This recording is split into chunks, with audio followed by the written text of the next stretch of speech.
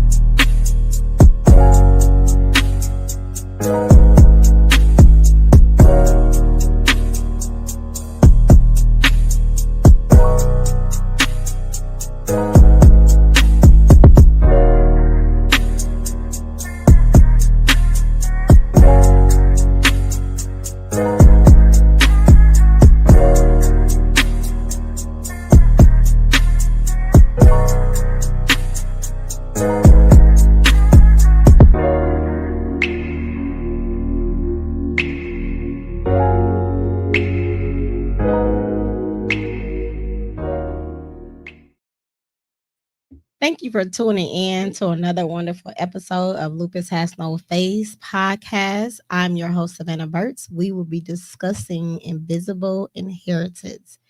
We do not choose our legacy. I got my special guest, my friend Donnie, in the building today.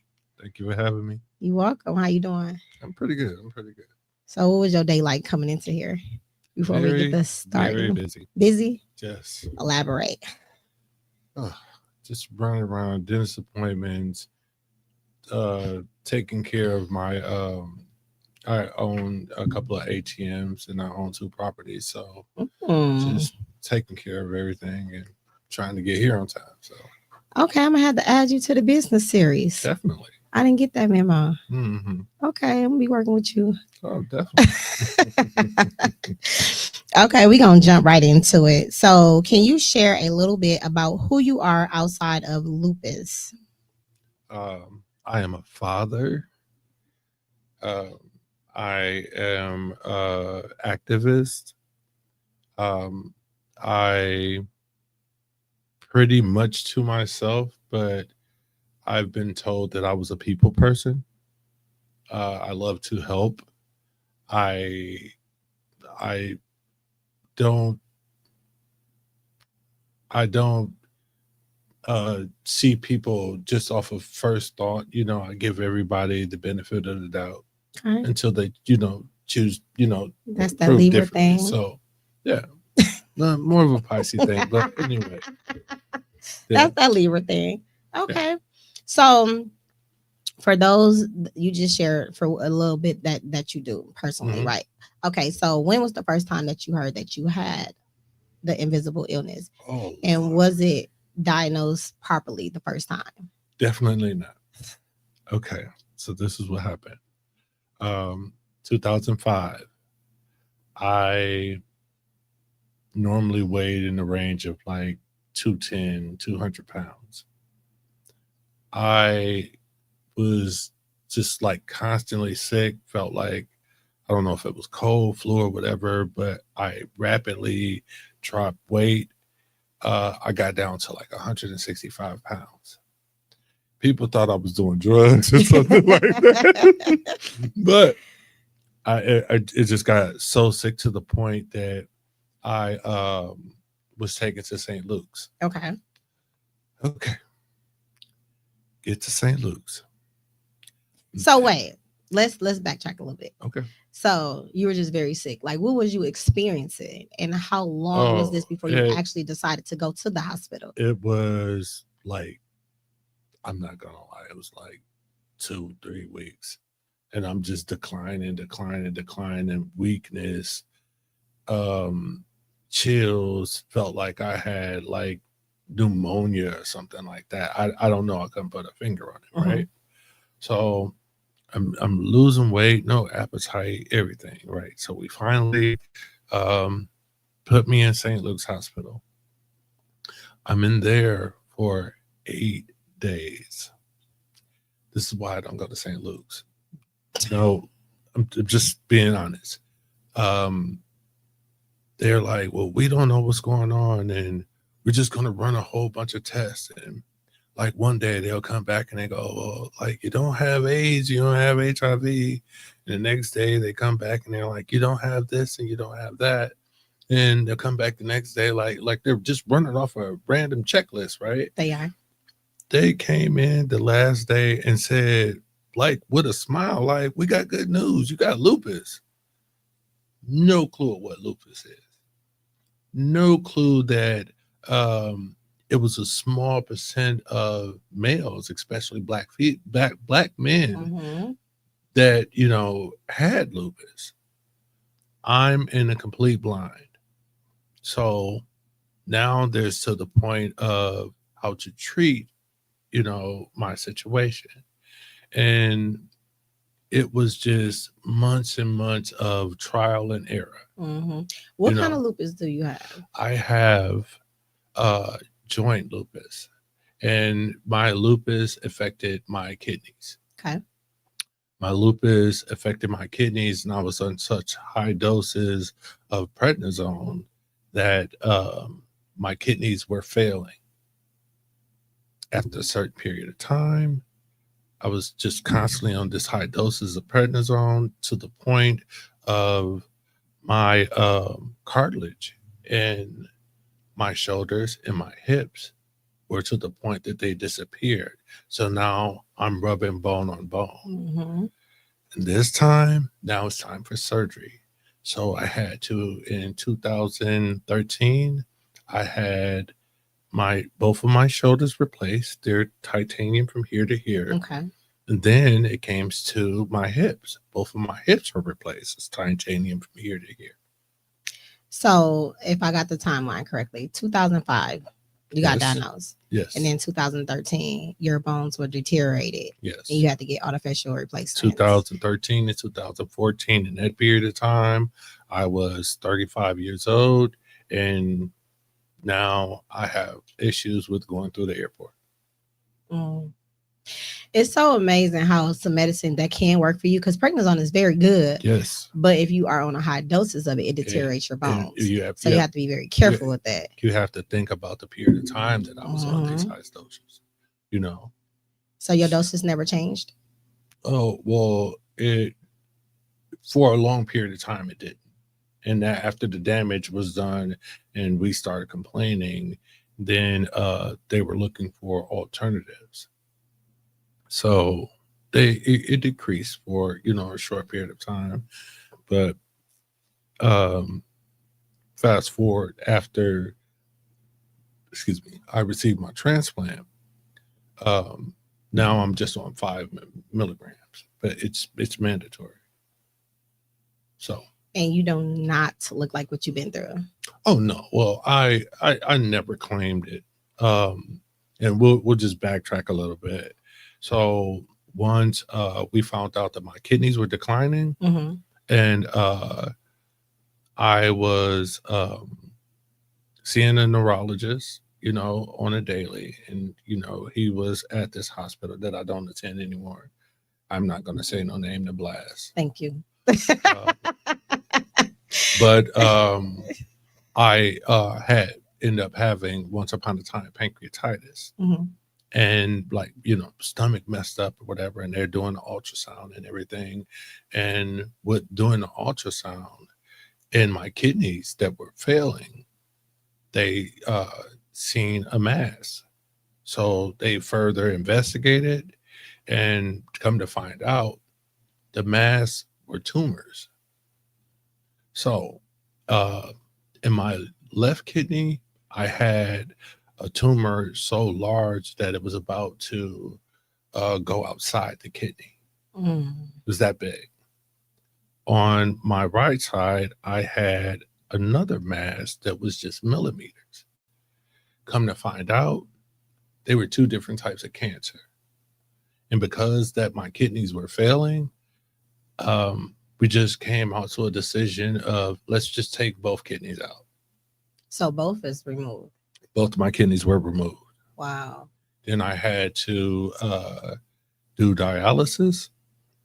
I did dialysis for 7.5 years. And I just want you to understand, at no point did I pity myself, or no point did I feel sorry about myself. I felt that, you know, this was probably God's work to slow me down. and just realign me on what life was really about, because I can just be honest with you. I wasn't doing the right thing and not taking care of my body, and I'm ripping and running. God has a way of sitting you down. He does have a way of sitting you down and still Yes. let you live. Yes, and it's for you to pay attention to the signs. You don't pity yourself or anything. You just sit down and you realize what's going on, and you will have a greater look on life. For sure. You would have you would appreciate a lot of the little things that people take for granted every day. Now, mind you, 7.5 years, no kidneys. And I don't want to be funny, but I did not urinate for 7.5 years. Wait a minute. What do you mean that you did not have any output? I did not, period. You don't have any kidneys to filter. So how was that like?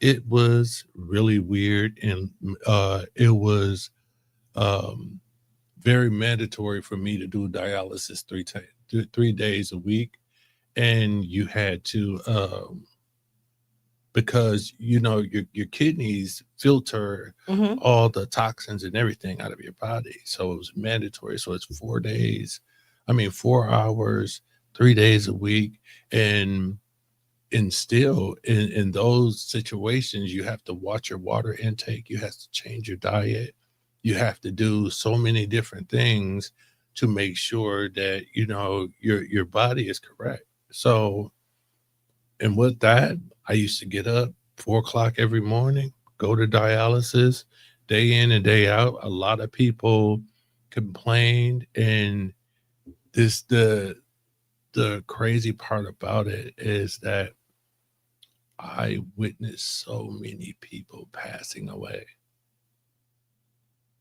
People sitting right next to me, and they're going through their phase and they're kicking and screaming, and I never complain. Because this person was in pain. Next day, I come back. I'm like, "Where's so and so?" They're like, "She's passed." Mm. And it was eye opening. So I'm just grateful to still be existing. That is so dope. Like I did so many interviews and met so many different people, and your story has been the most interesting. I love it. Like we can sit here all day and just talk about this particular moment, but I don't want to do that. I want to continue to move along. But that is amazing. And I feel like, when we are in those situations alone, because even though we have support, we go through all of that alone, and we are in tune to God. All those things that you say that we think about and we never complained and he set us down, like that's what it's supposed to be like. I feel like it's supposed to be like, you know what I mean? You sit there and you're doing so well. You're walking, you're talking, you're doing all of the things because you decided to listen. Definitely. Most people is like, oh, well, because I was one of those people. Like we had a bad relationship in the beginning when I got diagnosed. Like, how could you do this? Right. But then, as I said and I thought and I was going through those things and I'm like, why not me? Right. Because I'm not stopping from anything that I was doing. I still went to college. I still did a lot of things. I'm doing a lot of things. And I felt like he gave me this for a reason to help other people, because it's like, what do lupus is supposed to look like? People always like, you don't look like you have it. And it's like, well, what do I supposed to look like? That so many times. You know what I mean? You got to want to take care of yourself. You got to listen. You got to be an advocate for yourself. You got to speak up. A lot of doctors don't know what they're doing. It is a chart that they go off of. Right. And there's some excellent doctors that do know what they're doing, a specialist that's going to hear you and take care of you. So it's definitely for us to advocate for others while we're living healthy with lupus. Is definitely for us to bring other people in abundance. So I definitely appreciate that. Definitely. The title of this episode, The Invisible Inheritance. What does that phrase mean to you personally? Let me think. Well, I'll tell you this. When I accepted what was going on, I became a more productive person. I was an advocate. Once a year, took it upon myself. I had a board of 4 or 5 people, and I just threw a lupus awareness picnic. And we had it at Jackson Park, and I did this for like 5 years straight. Brung Mm. everybody together. I had speakers to give more information about lupus and enlighten, because a lot of people really didn't, just as well as myself, I really didn't know anything about lupus. And, Hmm. and I think it just made me seek more information and give more awareness to the people. So, I mean, well, you're not going to say lupus was a great thing, but, it was something that made me be more knowledgeable and just try to spread the word more. Yep. So my question to you: once you accepted what you had, that when you start educating yourself? Definitely. Yeah. So Definitely. that's something that I do teach because I feel like you got to accept it. And once you accept it, you are willing to learn Yes, because a lot of people have things and they don't know. They're exactly. not treating themselves. They're not doing right. They're just walking around with what it is that they have. Right. And that's beyond an invisible illness. It could be Right. anything, right? Right. Exactly. I agree. We're going to move on to family, legacy, and health.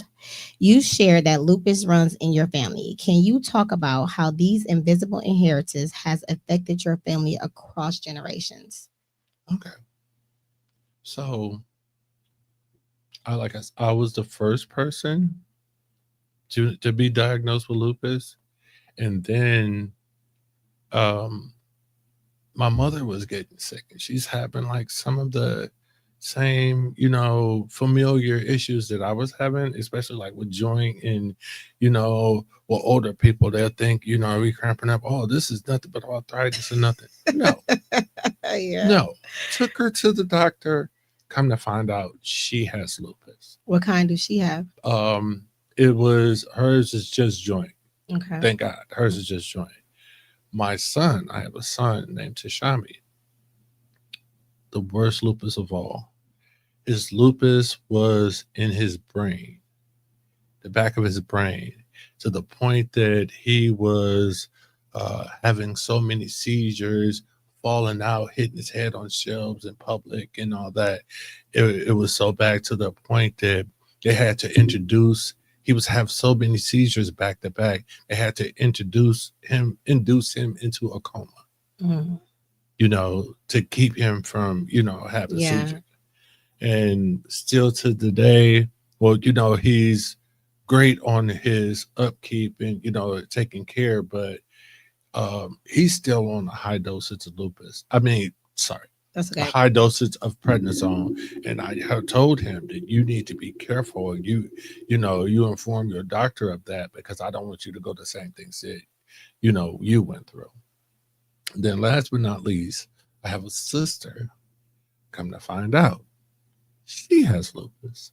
So anytime my children go to the doctor, or any relative, especially in my immediate family, Hmm.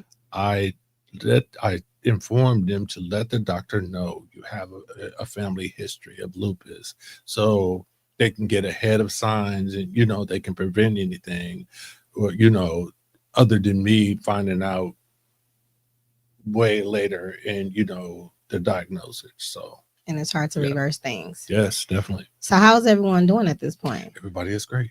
That's dope. I love to hear that. Everybody is I great. love to hear that. Okay. How did you first find out you had lupus, and what was your initial reaction? So you told me that you was really sick, but you Mhm. didn't say like how it started. So like, did you just wake up one morning, you couldn't get out of bed, or were you No, just very fatigued? Like, no, it was all of the above, but it was slight at first, but it just rapidly started getting worse. I'm getting worse and worse, and at first you think, oh, I just am sick or whatever, or oh, I'm just not hungry or whatever. But I mean, it rapidly got worse. so you literally just woke up and you felt that way, and it just was like, Yeah, you start feeling that way gradually, and then it just rapidly got worse, and it got worse to the point that I'm like, okay, this is not, something that is going to go away. I need to go figure out what was going on. 3 weeks later. Yes. Okay. So we're going to move on to double battle lupus and cancer. In addition to lupus, you also focus and face that you have cancer. How did you cope with fighting on 2 fronts at the same time?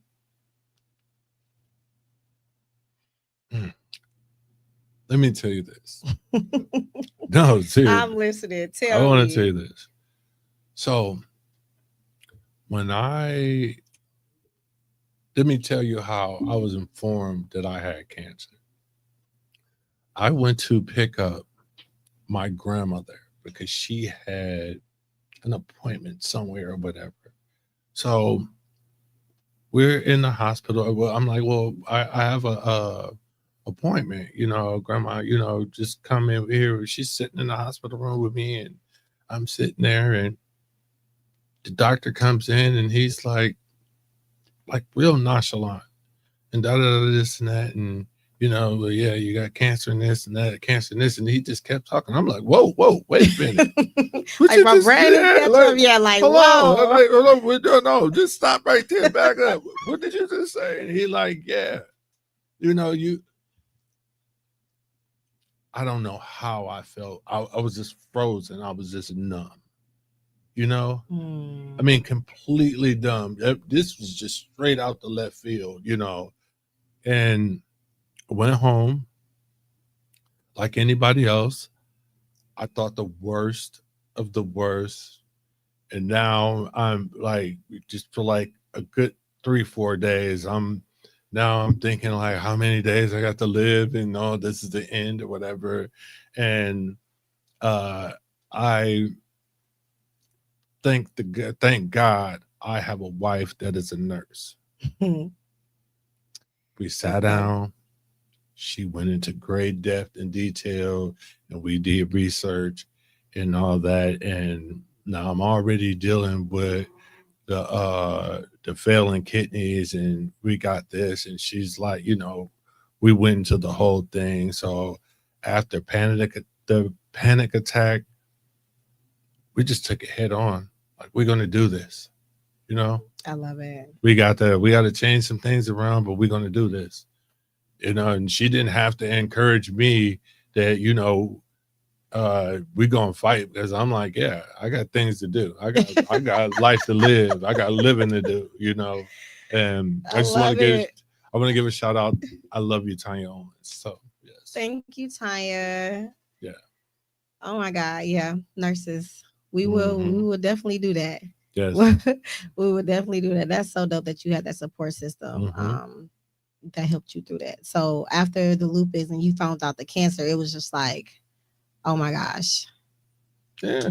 No. Yeah. I mean, after I was calmed down about the cancer part, I'm like, let's go. Let's go. True fighter. Let's fighter. Go.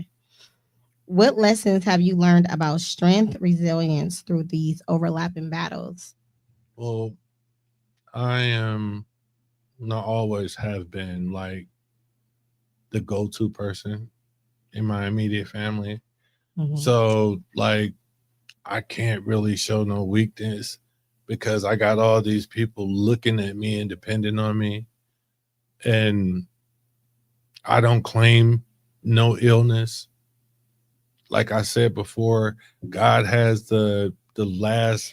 He has the last. He definitely does. Yeah. Seriously, does.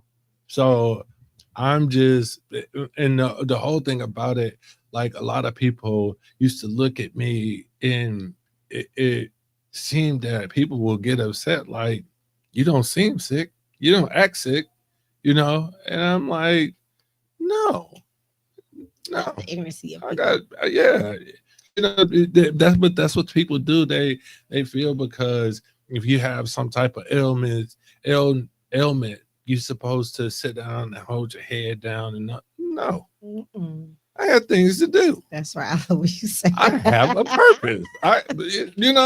Seriously. No, but and that's sad because that's how a lot of doctors are, providers are.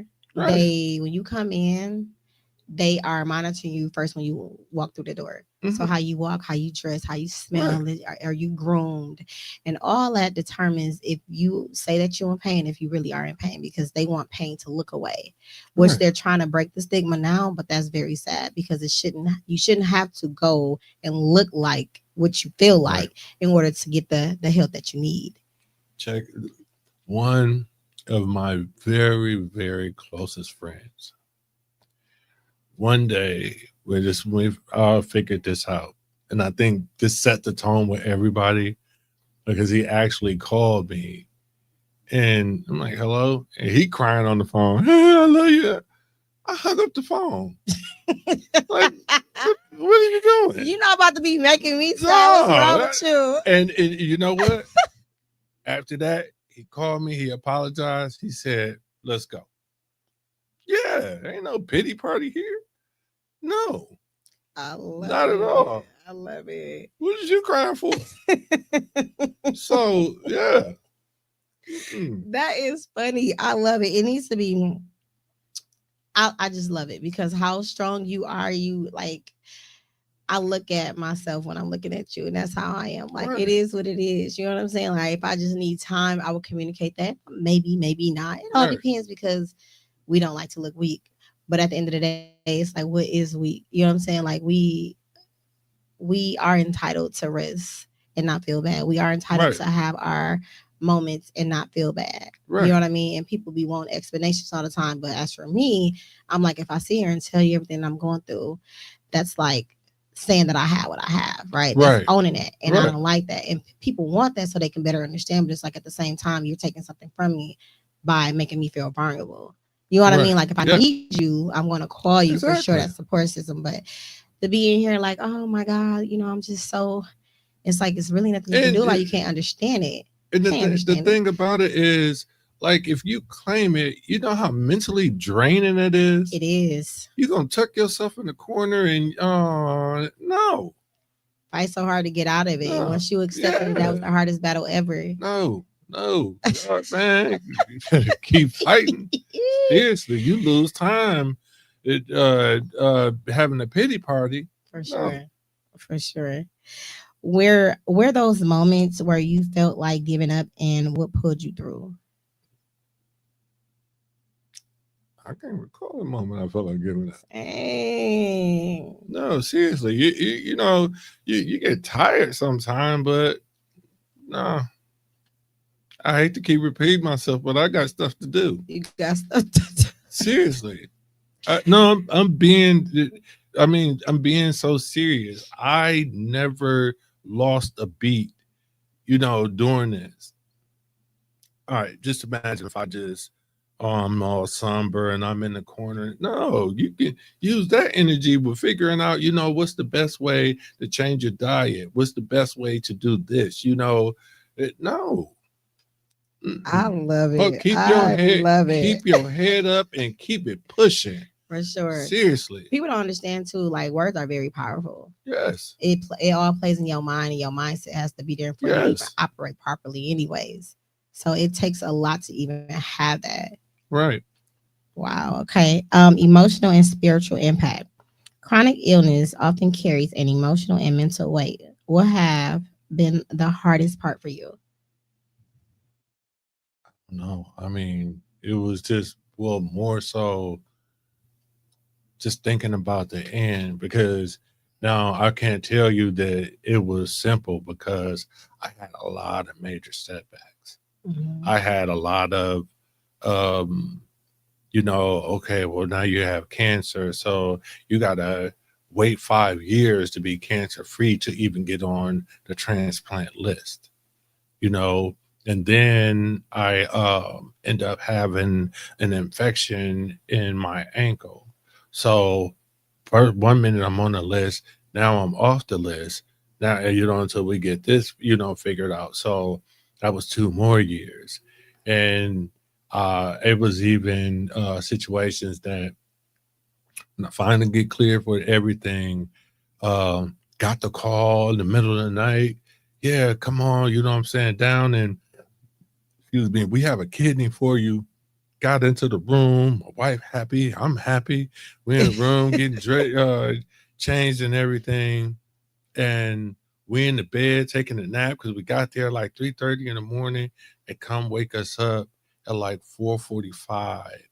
And hey, kidney is not a match. You know how heartbreaking. I'm just looking, but my wife, she's broken up. And they're like, oh, well, y'all can just sleep here until I was like, no, we need to get up out of here. You know what I mean? So it was just a lot of 2 steps forward, 1 step forward, 2 steps back. You know what I mean? So when we finally got the call and they told us this was during the COVID area. Oh, wow. So we got packed up, everything, we ready to go. We getting to the hospital, and right at the door, they look and tell my wife, you can't go up.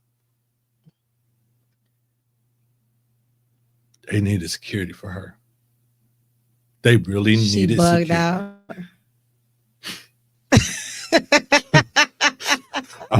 I'm trying to tell her, calm down. They needed She ain't security for wrong that one. though. Like, what are you doing? She went in, but and now you got to think about the whole time that I'm up there. I'm up there by myself, and we can only talk on the phone or video chat and all that. And that really hurt her so bad that she couldn't be by my side through this journey. And we've been through so much, and she couldn't be there for the end process. So it was I can only imagine. Yeah. I can shout out to her for real. Shout out Tanya. The soldier Tanya. Oh my God. How has your perspective on life, family, or legacy shifted because of lupus and cancer? Don't miss a moment.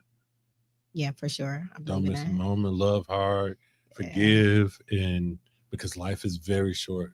For sure. So, you gotta, you never know.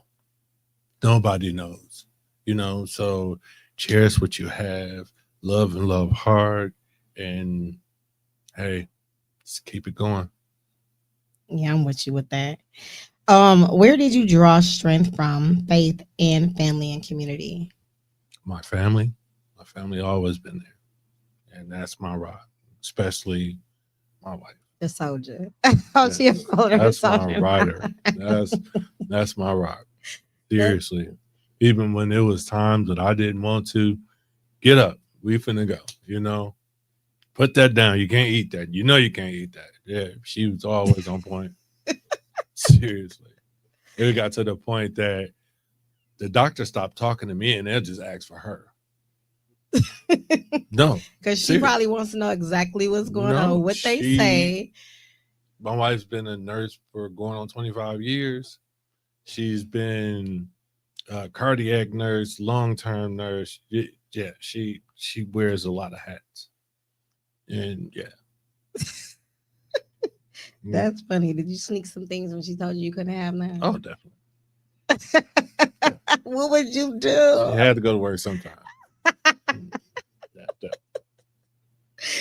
Did you ever have a reaction for some stuff that you snuck and she had to help you? Sure did. How was that? Because you have to understand, when you're on dialysis, you have to have a low sodium diet. Mm-hmm. You're not gonna stop me from frying no chicken, man, oxtails, and I'm a flavor type person. I cook. Oh my God, yeah, that's a lot of. Then sodium. when they get to dialysis, they're like, "You got so much water and all this," and they got to take it off, and they call her and let her know, like, "Yeah, he was way over," and she, that's the type of situation. But hey, I'm a man, so. You is funny. We're gonna move on to advocacy and legacy. How did you see your story as part of changing the legacy for your future generation and your family?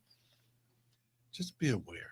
What a lot of people don't do, especially men. We have something going on and you want to ignore it, or no, especially when you get up to my age. excuse me, you Okay. have to go to the doctor, get checked on. You know, I have people that are close to me that uh could have prevented colon cancer and all these different things. And no, take man, put your health first. Anything, do checkups. It's not unmanly to go see a physician. Say that again, It's please. definitely, it's not unmanly to go see a physician. Why do you you think know men don't go to the uh, doctor or like going I to the can't tell you doctor? because we're stubborn. But if you stop thinking of yourself and start thinking about the people that you love, For and sure. the people, I think about my grandkids, my family, and these are all the people that depend on me, and they will hurt so bad, even not only if I passed away, but if I passed away on something that I could have prevented. Hmm. So go see the doctor Yes. always. Yes. I love it. If you could speak directly to someone newly diagnosed with lupus or facing a double diagnose, what would you want them to hear? What would you say to them? I would tell you to, before you panic, be informed, Yes. research, Yes. go in depth, and and find out what is your situation, what is the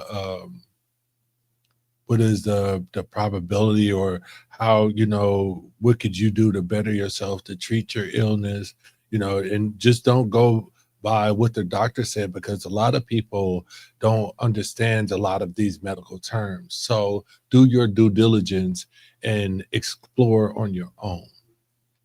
Yes, for sure. People always ask, like even me, people always ask, like, what is that? And I always tell them, go read it. You come tell me Right. because it's different when you're communicating that with someone versus reading it. It Right. hits different. Right. So Right. There's a lot of information out there. for sure. And if you have lupus, you got to understand we are called lupus That's warriors. right. So Say it you have to again. fight, understand, research. Don't have a pity party. Stand up strong, because this is only temporary. It can be fixed. That's all you have to do is gain knowledge for yourself about what's going on with you and your body. And that's what I Yes. will tell them. And when you are in tune with your body tell you when you Oh, had too definitely. much of anything, Oh, overly doing anything, like it definitely talks to you. definitely. Pay attention to the signs. Pay attention to the signs. And now I'm telling people to, know your blood type, learn your blood type, Right. because depending on what blood type you have, you cannot Mhm. eat certain things, even though they say like everything green is Yep. we supposed to have it. But if you have a certain type of blood type, you can't eat that. Right. So you are already inflaming your body. Mm-hmm. So for sure. Um, what role does advocacy and storytelling play in healing and raising awareness? Oh, plays a major role. The more that you inform in the awareness and raise awareness, the more.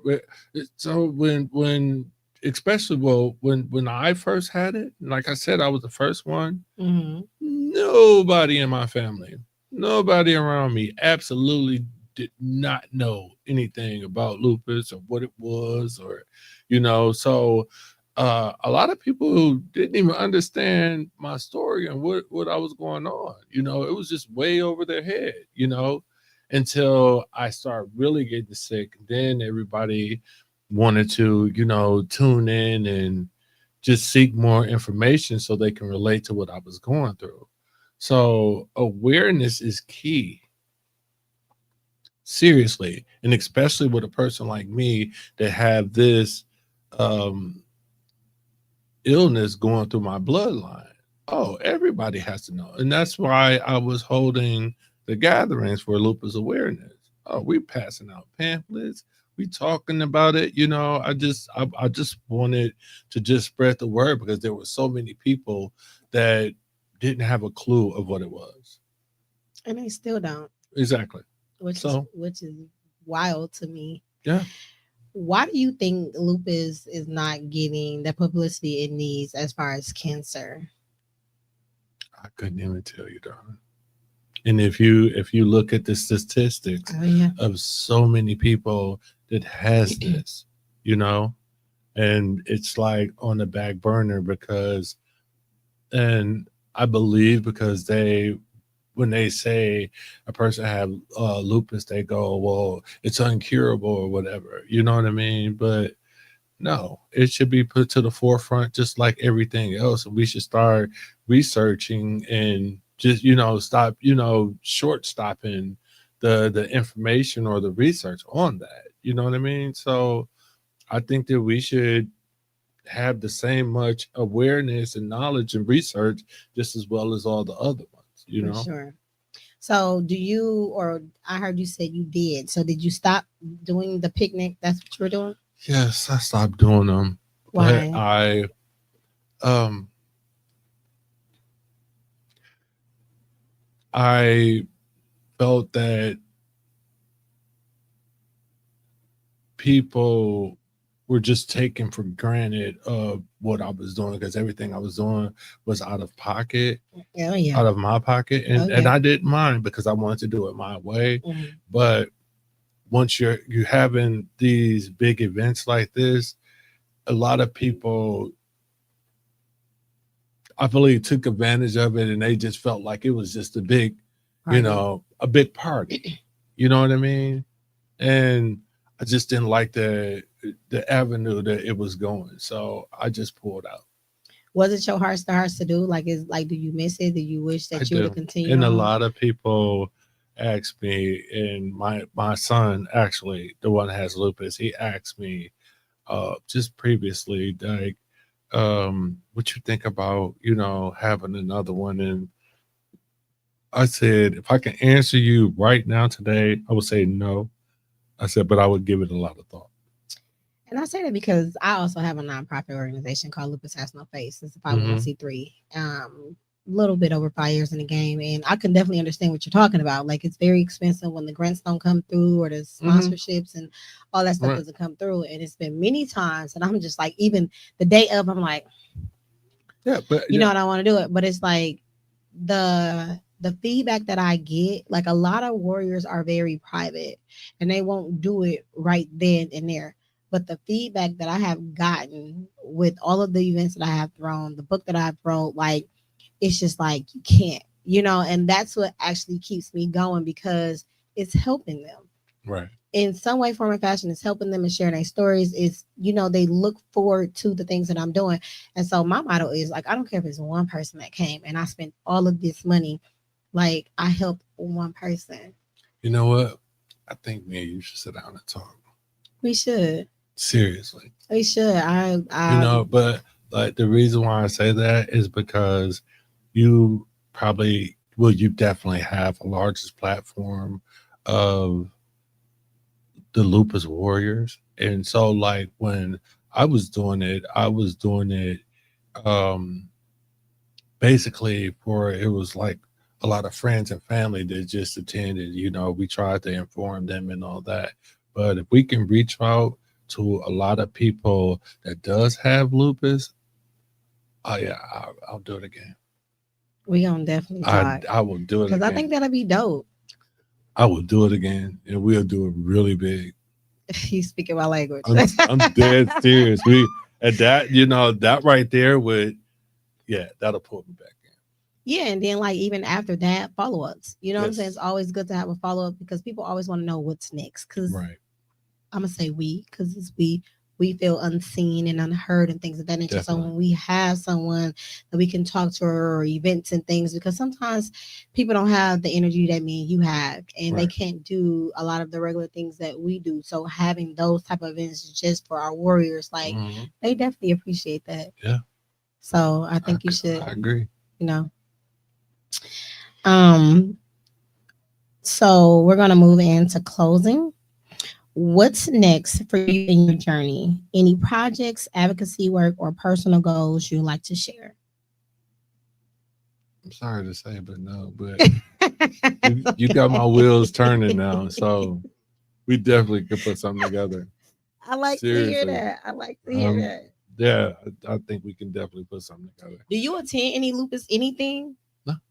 That's so crazy. So have you heard of anything that I've done? No. No. Do you? I'm sorry that I don't mean to interrupt you, but Okay. I'm kind of a private person. I am. So I no, but I'm really, really honored to meet you. And I think we can do some big things, seriously. Thank you. I appreciate that. Yeah. I appreciate that because having a male, like, it just changes the game because a lot of males don't come forward that have it. Right. And I feel like they take it worse than the women. So to have someone that looks like you, talk like you, like, I think that would be so dope. Yeah. Cool. Okay. Finally, how can listeners connect with you, support your journey, or anything that you following along? I know you said that you private, but like they're gonna see this if they want to talk to you or anything like that. And it's okay if it's a no. You know, you an advocate. So Okay. I mean, advocacy, you speaking to people, right?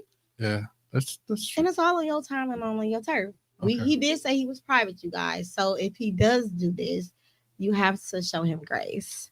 Okay. Well, I'm not really on the internet or anything like that, but I do have a TikTok page. I go on TikTok to laugh. So You got TikTok. Yeah.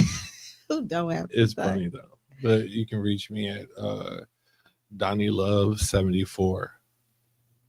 DONNIELOVE 74 on TikTok. Tone, can you please drop the tags so they can? And just let me know how that turned out. I will love to see, who all reaches out to you because people gravitate towards individuals. You know what I'm saying? So I appreciate you so much for coming. I can't wait till you come on again. It's been such a pleasure. Just give me a call. I definitely will.